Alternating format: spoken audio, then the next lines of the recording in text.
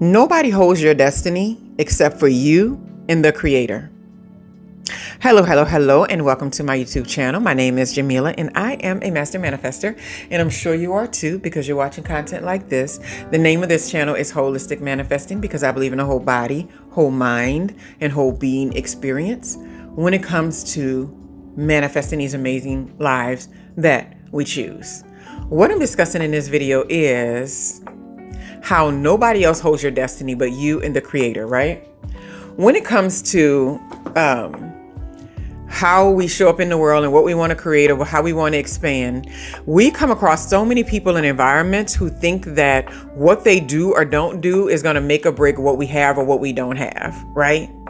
So if you think about a time where you were working in a place to where, okay, I always think back to this story where I had a supervisor. I was listening to someone talk about the difference between women and men supervisors in workplaces. And I was like, you know what? Now that I think back, I can really identify with there being some truth in these things, right?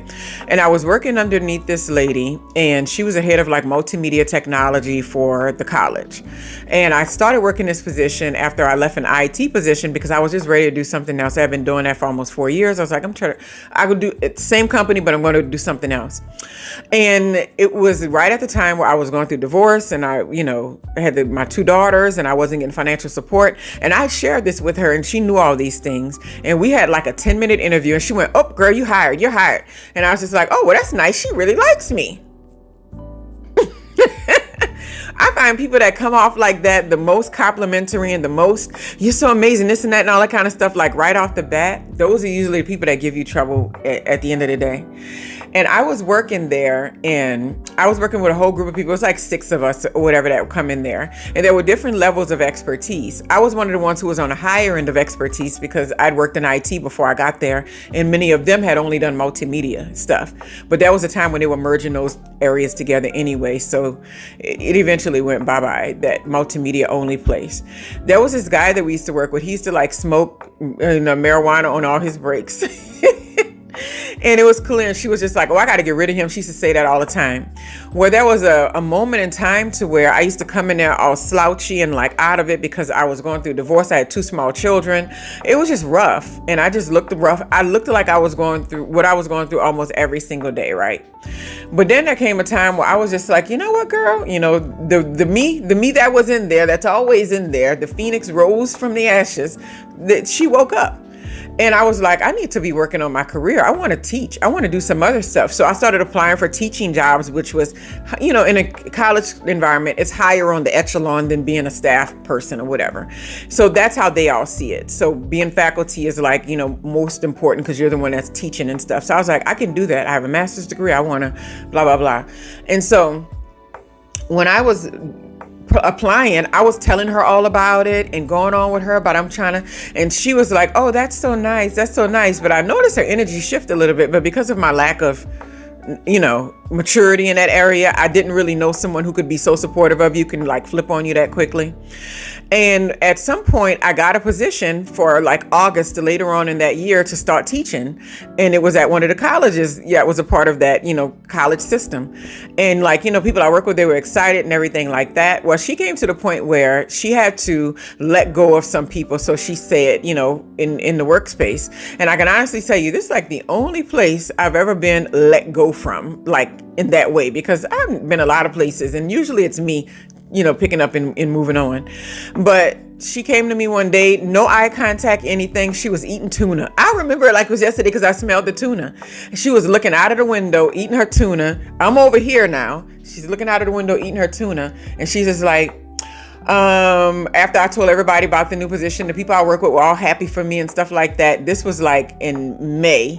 And it wasn't going to be until August. And it was set up in a way that it was only one class. So I could have done both really easily. It wasn't no big deal. It was like part-time teaching. And a lot of people did do both. She was actually doing both. She was teaching a course and working in the job we had. And she was the manager. So you could do both. And so I had no intentions of leaving that position anytime soon. She was eating her tuna and looking out the window. And she said, I'm gonna have to let you go. And I was like, okay, why? And she was like, I'm gonna have to let people go. And I just think, well, with your performance lately and stuff. And I was like, everybody say amazing things about me to myself, but I was just like, okay. because I already knew from the moment she said that. I was like, I knew what it was, because I saw the energy shifting over time. And there was a person that this boy barely worked and everything. And everybody was like, when she said getting rid of people, I thought for sure was going to be the person she kept saying, the minute I get the opportunity to, I'm going to let this person go, because he barely shows up to work. He comes in late and all this. But one of the star people on the team, she said bye to. And I realized in that moment that people actually think that pulling back whatever little support they had for you is going to change your destiny sometimes. What really it did was freed me up to become a full-time instructor. So I taught for 1 semester, and they liked me so much that I became full-time in that place teaching computer science. So literally, I might have not even been available mentally and physically for that if I had been working in that position, which paid way less money, right?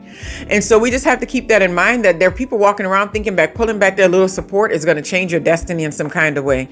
And a lot of times when they're being malicious, they're pushing you closer towards your intended goal, your intended destiny, right? There's so many people that's like, you ever go underneath videos on YouTube and someone doesn't like what somebody's saying and they put unsubscribed.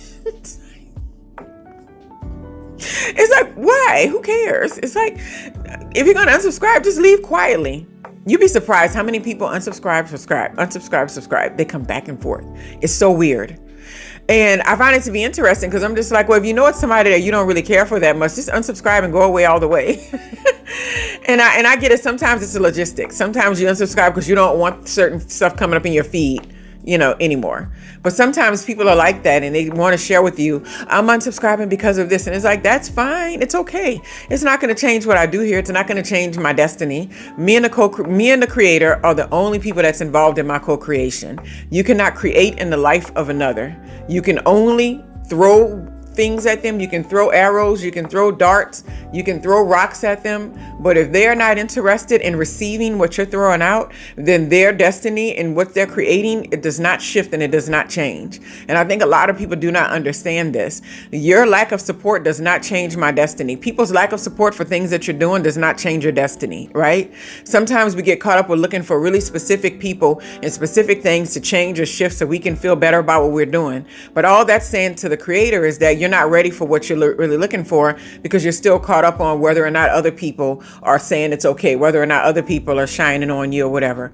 And so many people think that if they treat you poorly, then you're going to feel poorly about yourself. If they treat you like crap, then you're going to feel crappy about yourself. And the reason why they think it is because it works on so many people.